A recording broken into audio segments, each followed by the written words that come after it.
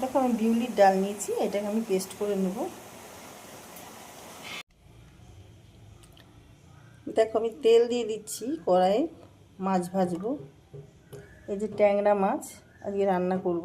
তেলটা গরম হয়ে গেছে, আমি এবার মাছগুলো এক একে ছেড়ে দেবো। ট্যাংরা মাছ, বোয়াল মাছ এগুলো খুব ছোটো, আমি এবার মাছগুলো দিয়ে না ঢাকা দিয়ে দেবো।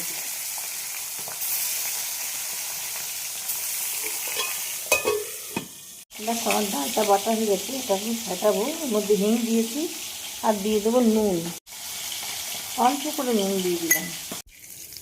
কালো জিরে দিয়ে দিলাম, জিরে গুঁড়ো, ধনে গুঁড়ো, আমি সবজি দেবো না কিছু এর মধ্যে। লাল লঙ্কা গুঁড়ো। এবার দেখো জল ঢেলে দেবো যাতে মশলাটা পুড়ে না যায়। হলুদ দিয়ে দিলাম পরিমাণ বুঝে। 1 চামচ মতন আমি টমেটো সস দিয়ে দিলাম।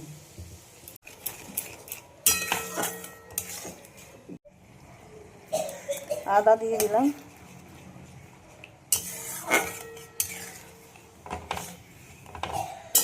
আমি টমেটো সস দিয়েছি, কোনো মিষ্টি দেব না। ঝোলটা ফুটেছে আর একটু জল দিয়ে দিলাম, অনেকগুলো মাছ আছে, মাছগুলো আমি দিয়ে দেবো।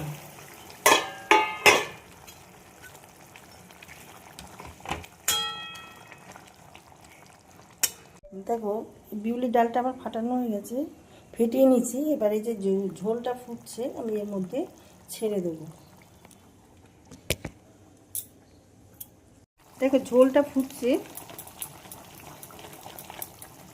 এই যে আমি ডালটা নিয়েছিলাম, ডালগুলো আমি ঝোলের মধ্যে ছেড়ে দেবো।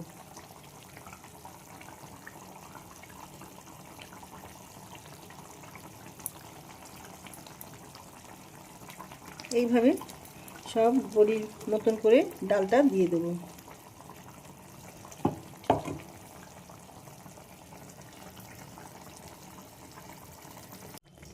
দেখো বড়িগুলো এবার সব দেওয়া হয়ে গেছে ডালের। এখন কোনো রকম খোঁচাখুচি করবো না, মানে নাড়াবো না।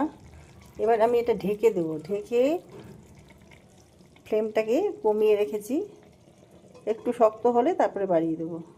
এগুলো কীরকম ফুটে গেছে, আমি এখনো হাত দিইনি। একটু গরম মশলা তুলে দেবো। এই গরম মশলাটা ভীষণ ভালো, এর মধ্যে সব কিছু রয়েছে। তুমি গরম মশলা ঘি দিয়ে করলেও কোনো মশলার প্রয়োজন